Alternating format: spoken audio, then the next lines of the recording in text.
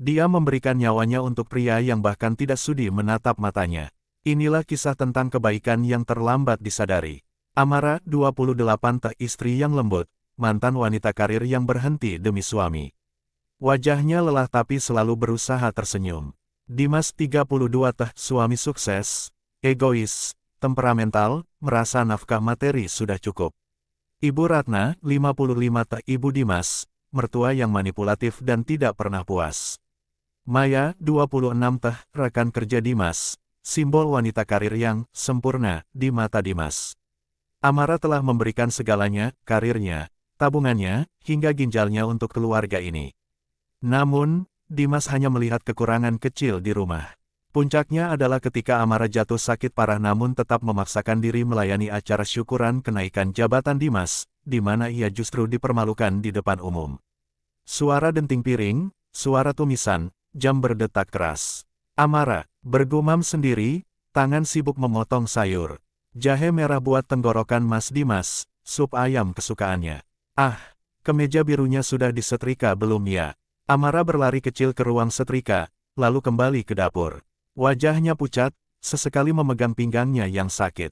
Dimas keluar kamar, rapi, sibuk dengan HP. Amara menyajikan makanan dengan senyum lebar.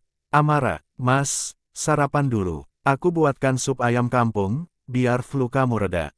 Dimas, tanpa menoleh dari HP. Saya telat, kopi aja. Amara, tapi Mas, kamu semalaman batuk.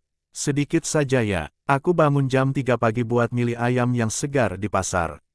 Dimas, membanting HP ke meja. Siapa yang suruh kamu bangun jam 3? Saya nggak minta, kamu itu drama banget sih, Ra.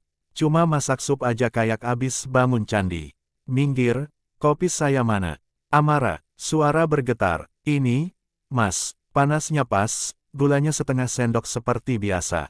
Dimas, menyesap, lalu meludahkannya sedikit ke wastafel. Cih, pahit, kamu mau ngeracunin saya pagi-pagi. Udahlah, saya makan di kantor sama Maya. Dia tahu selera saya. Dimas pergi, membanting pintu. Amara berdiri kaku, menatap sup ayam yang masih mengepul, lalu air matanya jatuh satu persatu ke dalam mangkuk sup. Ibu mertua datang dan memperburuk keadaan. Amara menyembunyikan rasa sakit fisiknya. Ibu Ratna datang tanpa kabar. Menginspeksi debu di meja. Ibu Ratna, rumah bau obat. Kamu sakit-sakitan terus, Amara. Gimana Dimas mau betah kalau istrinya kayak mayat hidup begini? Amara, maaf Bu, Amara cuma sedikit pusing. Ibu mau minum apa? Ibu Ratna, nggak usah sok manis. Saya dengar dari Dimas, bonus tahunannya habis buat bayar hutang almarhum ayah kamu. Benar, Amara, menunduk. Itu uang tabungan Amara sendiri sebelum menikah, Bu. Bukan uang Mas Dimas. Ibu Ratna, halah, uang istri ya uang suami. Kamu itu cuma beban. Sudah mandul, penyakitan, ngabisin duit. Kalau bukan karena Dimas kasihan, kamu sudah dipulangkan ke kampung. Amara meremas ujung bajunya. Dadanya sesak bukan main, pandangannya mulai kabur, tapi ia menahannya. Amara, dalam hati, Tuhan, kuatkan bahuku sedikit lagi. Hanya untuk hari ini. Dimas akan naik jabatan nanti malam. Aku tidak boleh merusak harinya. Puncak konflik. Dimas mengadakan syukuran di rumah. Amara dipermalukan. Suara riuh tamu, denting gelas. Rekan-rekan kantor Dimas datang, termasuk Maya yang tampil anggun. Dimas, tertawa lepas. Terima kasih semua, ini berkat kerja keras tim kita. Silakan dinikmati hidangannya. Maya, Mas Dimas hebat banget. Istrinya pasti bangga. Mana istrinya Mas?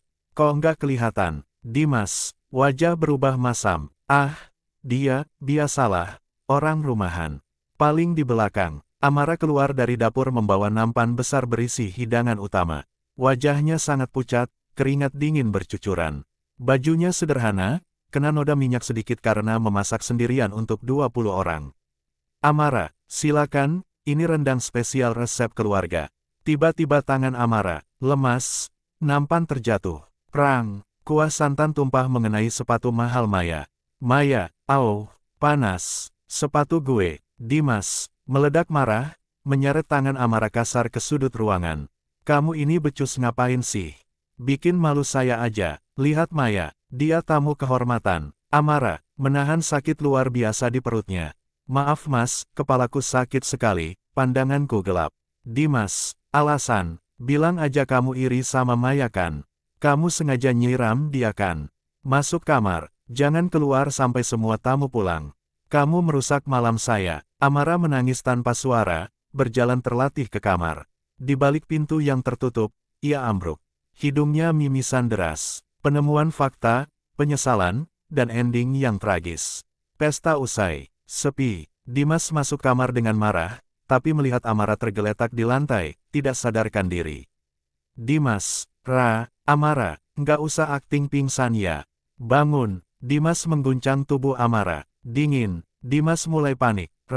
Sayang. Amara. Suara monitor EKG. Dokter keluar dengan wajah tegang. Dokter, Anda suaminya. Kemana saja Bapak selama ini? Istri Bapak menderita gagal ginjal stadium akhir dan infeksi lambung akut. Ini bukan penyakit sehari dua hari. Dia menolak dirawat inap minggu lalu karena katanya suaminya butuh uang untuk acara kantor. Dimas, dunia runtuh. Apa? Gagal ginjal. Tapi, dia nggak pernah bilang, dia cuma bilang masuk angin. Dokter, kami menemukan surat ini di saku bajunya. Dokter menyerahkan amplop lusuh. Dimas membukanya dengan tangan gemetar. Suara hati Amara, VO. Mas Dimas, kalau Mas baca ini, mungkin aku sudah nggak bikin Mas malu lagi. Maaf ya Mas, aku nggak bilang kalau aku sakit. Uang operasi aku pakai buat lunasin cicilan mobil Mas diam-diam, supaya Mas nggak pusing lagi. Aku cuma pengen lihat Mas senyum kayak dulu pas kita pacaran. Makanlah supnya kalau masih ada, itu masakan terakhirku. Maaf aku belum bisa jadi istri sempurna. Dimas, menangis meraung di lorong RS. AMARAA. Maafin aku bangun, jangan tinggalin aku. Suasana rumah sepi, berdebu. Sekarang rumah ini besar, Mas sudah jadi direktur, Tapi nggak ada yang masakin sup. Nggak ada yang nyiapin baju. Nggak ada yang nungguin Mas pulang. Kebaikanmu baru terasa, ada, saat kamu sudah tiada.